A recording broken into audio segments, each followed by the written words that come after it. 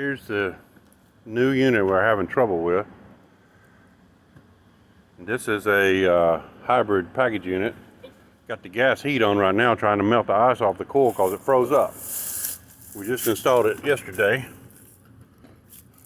Something's going on here, so take this vent off to look inside there. I can stick my head in there to see this, but I can't. Put this little flashlight in there.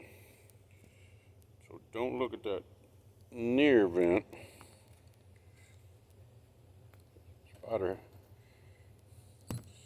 So the near vent is just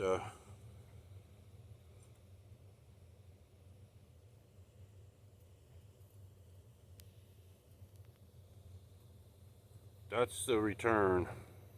It's completely collapsed on itself.